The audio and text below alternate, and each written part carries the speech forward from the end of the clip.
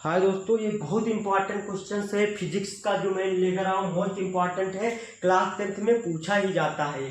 यदि किसी, देखिए ध्यान से सुनिए दोस्तों क्वेश्चन, यदि किसी दीवार से आवाज की प्रतिध्वनि, प्रतिध्वनि का शब्द का अर्थ है टकरा के वापस लौटना, यानी प्रतिध्वनि 3 सेकंड में वापस आती है और ध्वनि की गति 340 मीटर प्रति सेकंड है। कितनी है ध्वनि की गति? 340 मीटर प्रति सेकंड का मतलब है 1 सेकंड में 340 मीटर की स्पीड से गति जो है ध्वनि की गति है।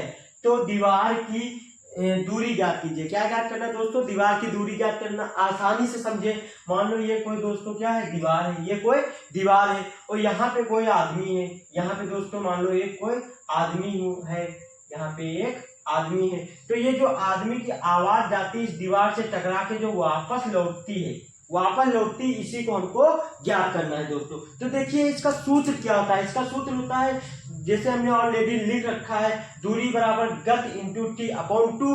दूरी होता है जो है दोस्तों ध्वनि के दीवार व्यक्ति की और जो दीवार है उसके बीच की दूरी को टी से प्रदर्शित करते हैं। और गति यानी चाल 340 मीटर प्रति सेकंड चाल जो है कितनी गति से आवाज टकरा के वापस लौटती है दोस्तों। और दूसरी चीज देखिए टी यानी कुल समय, कितना समय लगना, गई आवाज टकरा के वापस लौटी तो कितना समय लगा, तो लगा 3 सेकंड। कितना लगा?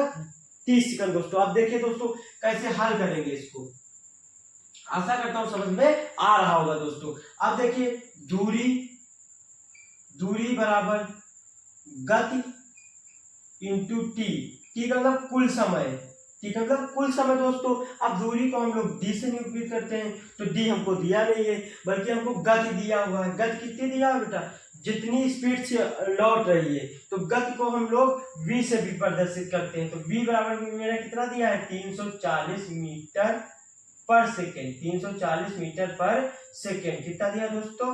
340 मीटर पर सेकेंड दिया हुआ है। और मेरी जो टी मेरा समय कितना दिया हुआ है? 3 सेकंड। कितना दिया दोस्तों?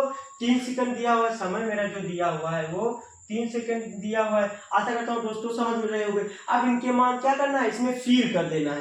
तो डी बराबर गति जो है चाल, यानी उसकी जो स्पीड, कितनी स्पीड से वापस लौट रही है टकरा के, तो 340, कितना दोस्तों? 340 गुणे टी, यानी टाइम, कितना टाइम ले रही है लौटने में, तो 3 सेकंड। और दोस्तों नीचे दोनों का आधा कर देना है। तो d बराबर, अब आपको आता है तो यहीं से इसको काट सकते हो दोस्तों। ये एक ही टेबल से नहीं आता है तो आप भाग कर सकते हो। देखिए मैं यहाँ से काट के दिखा रहा हूँ। 2 एक कम 2 और 2 एक कम 2 बचा दोस्तों 1, इधर गया 3 में से 2 गया बचा 1, इधर क्या हो गया 14, तो 2 शक्ति 14 दोस्तों। फिर 2 0 तो ये दोस्तों मेरा जो है कट गया है, वो 170 बार में कटा हुआ है, कट गया दोस्तों। आप क्या करोगे, 170 की गुणा दोस्तों 3 से कर लोगे। किससे कर लोगे? 3 से। तो d बराबर आपका 3 0 और 3 सत्ते 21 का 1 हासिल आया 2 और 3 एक कम 3 2 5। ये दोस्तों मेरा 510 आ गया। कितना आ गया दोस्तों? 510। दूरी जो आई है वो 510 मीटर में है, तो मीटर में कितनी दूरी है? 510 मीटर, यानी जो वो व्यक्ति खड़ा हुआ है दीवार से वो 510 मीटर दूर खड़ा हुआ है। आशा करता हूँ दोस्तों समझ में आ रहा होगा। अब यहाँ से आपको कैलकुलेशन नहीं समझ में आया दोस्तों, तो एक और तरीका है। जैसे मेरा क्या तरीका है, जैसे मेरा ये दिया गया था 340 गुणे 3/2। यहाँ से अगर आपको समझ में नहीं आ रहा है तो कुछ नहीं करना है, आपको पहले 3 की गुणा कर लेना है इससे ऊपर वाले से, फिर नीचे 2 से भाग कर लेना। कैसे? देखिए 3 0 और 3 चौक 12 के 2 हासिल आया 1, 3 3 9 और 1 10। यह आ गया 1020 और नीचे 2। अब 1020 को 2 से भाग कर दो तो 1020 हो गया दोस्तों। और 1020 को हम 2 से भाग करेंगे तो 2 पंची ऊपर लिख दो, 2 पंची 10, 0 उतार लिया 2। अब 2 एक कम 2 दोस्तों, 2 में से 2 गया 0, उतार लिए 0। अब 2 से 0 छोटा है तो एक 0 यहाँ बढ़ा देंगे, एक 0 यहाँ बढ़ा देंगे, 0/2 जीरो। अगर भाग आ रहे हैं तो आसानी से समझ गए होंगे। दोनों रूल है, दोनों तरीके हैं, चाहे आप वैसे कर लो चाहे ऐसे कर लो। आशा करता हूँ दोस्तों समझ में आ रहा होगा। अब एक लास्ट क्वेश्चन बचा हुआ है जो हमारा प्रतिबिंब जो मेरा जो उससे है इलेक्ट्रिसिटी से है, जिसमें हम लोग रजिस्टर ज्ञात करेंगे, यानी कि ओम का नियम करके कुल प्रतिरोध ज्ञात करेंगे दोस्तों। तो मैं इसी चैनल पर हर वीडियो आपको अपलोड करता रहूंगा दोस्तों। हाय मेरे दोस्तों, कैसे हो? आशा करता हूँ बहुत बढ़िया और मस्त होंगे। आज हाई स्कूल का बहुत ही इंपॉर्टेंट न्यूमेरिकल लेकर आया हुआ हूँ दोस्तों, फिजिक्स का इलेक्ट्रिसिटी से।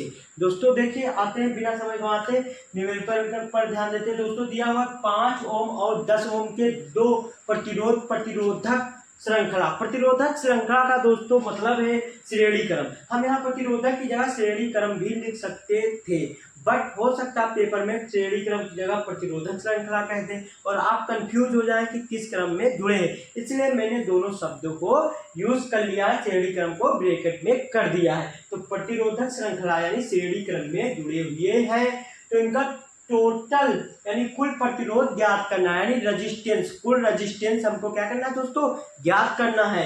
आसानी से क्वेश्चन को देखते हुए मन ही मन आप लोग हल करने लगे होंगे। जो बच्चे हाई स्कूल में हैं, फिजिक्स नहीं आती है, न्यूमेरिकल बिल्कुल नहीं आते, बहुत आसान भाषा में न्यूमेरिकल करवाऊंगा। तो देखते हैं दोस्तों, न्यूमेरिकल पर ध्यान देते हैं। सबसे पहले फिगर बना लें, यानी दिया हुआ दो रेजिस्टेंस है, श्रेणी क्रम में जुड़े हैं। तो दोस्तों ये पहला मेरा रेजिस्टेंस हो जाएगा, फिर यहाँ पे जुड़ेगा, फिर दोस्तों ये मेरा दूसरा रेजिस्टेंस हो जाएगा। ये प्लस हो गया और ये दोस्तों माइनस हो गया।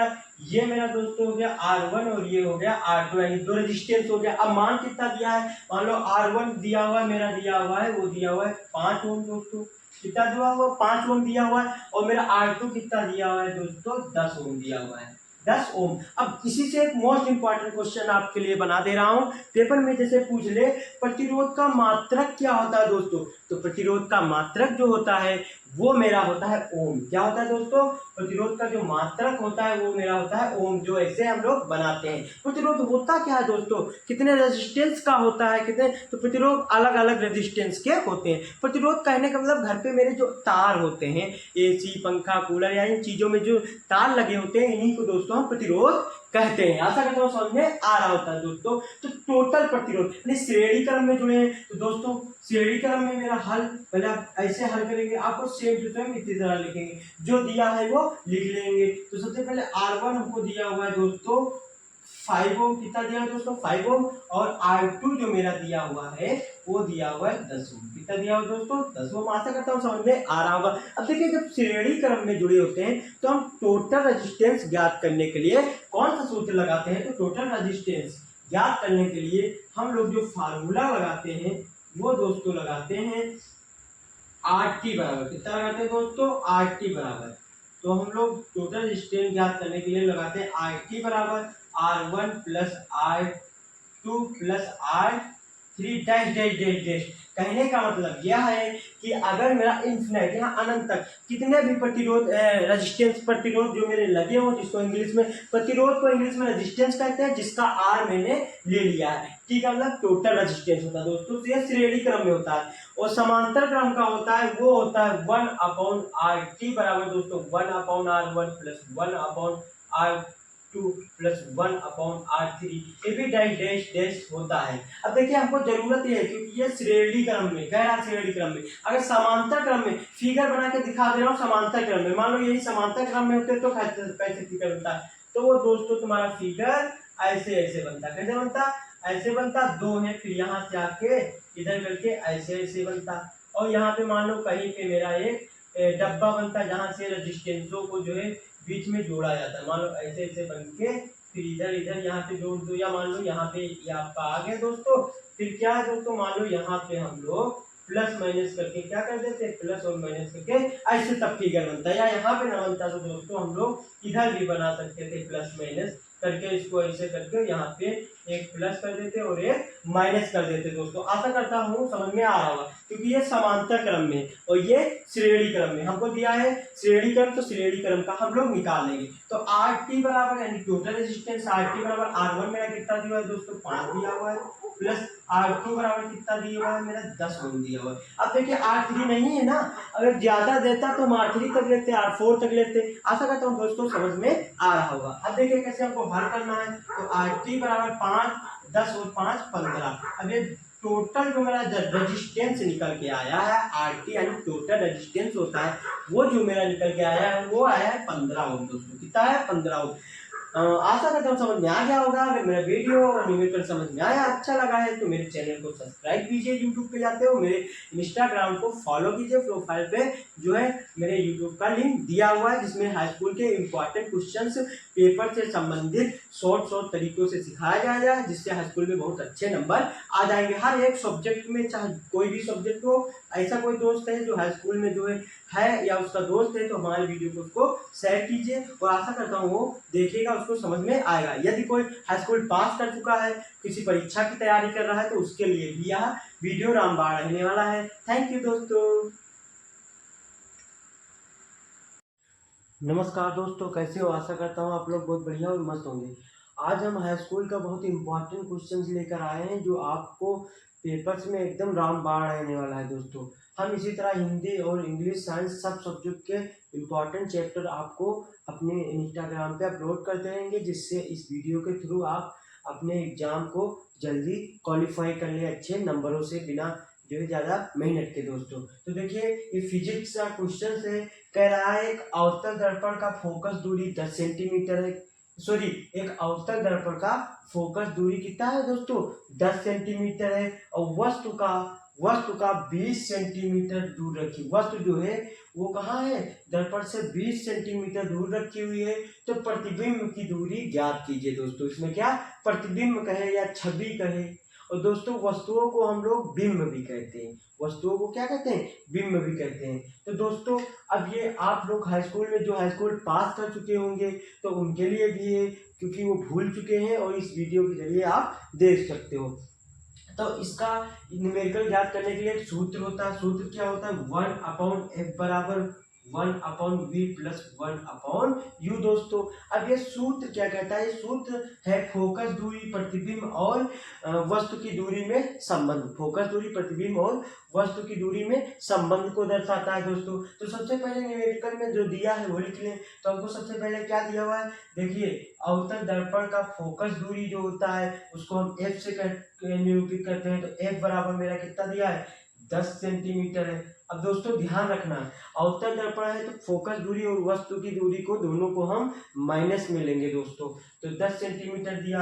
और वस्तु की दूरी जो है वो उसको हम u से प्रदर्शित करते हैं दोस्तों, u।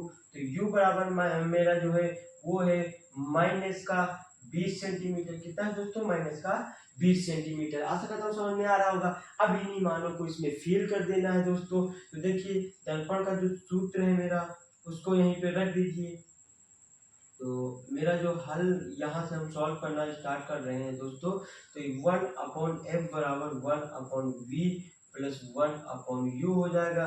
तो 1/f का मेरा मान दिया माइनस का 20 सेंटीमीटर, सॉरी f का मान दिया है दोस्तों मेरा 10 सेंटीमीटर, माइनस का 10 सेंटीमीटर इक्वल टू 1/v, उसको उसी तरह लेंगे, प्लस 1/u का मान दिया है माइनस का 20 सेंटीमीटर दोस्तों। तो हम माइनस का 20 सेंटीमीटर लिख लेंगे। स्टेप टू स्टेप आसानी से समझ में आ रहा होगा दोस्तों। अब ये माइनस हम ऊपर ले जाएंगे, कोई चिन्ह में परिवर्तन नहीं होगा, तो माइनस 1/10 हो जाएगा। और देखिए बराबर 1/v। अब ये v है दोस्तों, तो इसको सही से बना दें, ये हो जाएगा v। अब देखिए दोस्तों ये प्लस माइनस माइनस हो जाएगा, प्लस माइनस माइनस हो जाएगा। इसके बाद मेरा ये आ जाएगा 1/20। अब ये v क्या है? चर है, और ये दो अचर है, तो अचर को एक लंग ले आइए।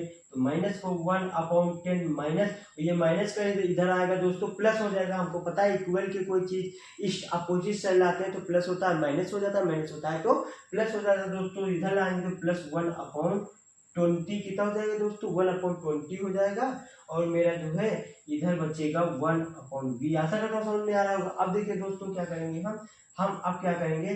अब जो है हर बराबर कर लें। देखिए यहाँ 20 है तो इधर 20 है, भिन्न ले लेंगे तो इसमें क्या कर लेंगे, दो दो से ऊपर नीचे गुणा कर देंगे तब मेरे हर बराबर होंगे। तो दो एक कम दो हो जाएगा, 2 1 जा 2 माइनस का है तो माइनस का 2 हो जाएगा और 10 2 जा 20 हो जाएगा दोस्तों और प्लस 1/20 हो जाएगा, बहुत आसान। और इक्वल टू 1/v दोस्तों। अब देखिए माइनस का जो मेरा माइनस का 2, अब देखिए ये माइनस और ये प्लस नीचे हर बराबर है तो उनको हम क्या कर लेंगे, एक ले लेंगे क्योंकि दोस्तों कॉमन ले लेंगे क्योंकि 20 20 बराबर है। अब देखिए क्या होगा मेरे दोस्तों, 1/v इधर बचा। अब -2 में से एक गया तो माइनस का मेरा बचेगा, माइनस का एक बचेगा अपॉन 20 इक्वल टू 1/v दोस्तों। अब इसकी कैंची गुणा कर लेंगे तो ये मेरा हो जाएगा -v बराबर 20 दोस्तों। माइनस को उधर भेज दो तो v बराबर माइनस का 20, क्योंकि माइनस को भेज रहे हैं तो सिंबल चेंज नहीं होगा तो माइनस का 20। तो v का मान यानी जो प्रतिबिंब मेरा निकल के आया है दोस्तों वो निकल के आया है -20 सेंटीमीटर। निकल के -20 आया लेकिन हम लोग हमेशा प्लस लेते हैं क्योंकि दर्पण कौन सा है, अवतल है। तो हम लिखेंगे v बराबर 20 सेंटीमीटर दोस्तों। यानी जो मेरा प्रतिबिंब है वह वास्तविक होगा। क्या होगा दोस्तों, वास्तविक होगा। प्रतिबिंब क्या है, वास्तविक है। उस प्रतिबिंब मेरा वास्तविक है दोस्तों। जो है प्रतिबिंब कहाँ बनेगा, वस्तु के सीधा जो है सामने। अब देखिए दोस्तों वास्तविक प्रतिबिंब क्या होते हैं, दोस्त कंफ्यूजन रहते हैं बच्चे की, वास्तविक प्रतिबिंब किसे कहते हैं। देखिए किसी वस्तु का जो है, जब किसी वस्तु को किसी लेंस से प्रकाश के जरिए की किरणों के जरिए पड़ती है तो उसकी जो छवि बनती है उसी को हम वास्तविक प्रतिबिंब कहते हैं। और परछाई अलग चीज होती है। परछाई क्या होती है, परछाई किसी अपारदर्शी माध्यम से बनती है। जैसे अपारदर्शी माध्यम बुक हुआ या कोई मान लो इंसान हुआ, हम हुए, तो हम लोगों के आर पार प्रकाश नहीं जा सकता है तो हम लोगों का जो है प्रतिबिंब नहीं बनेगा, वास्तविक प्रतिबिंब नहीं बनेगा। वास्तविक प्रतिबिंब प्रकाश की किरणों द्वारा बनता है जो किसी लेंस से गुजारा जाता है, फिर उसको हम लोग पर्दे पे भी उतार सकते हैं और किसी चीज पे उतार सकते हैं। आशा करता हूँ दोस्तों ये समझ में आ गया होगा। अब इसी से संबंधित दूसरा न्यूमेरिकल बताता हूँ, ध्वनि का कैसे करेंगे दोस्तों।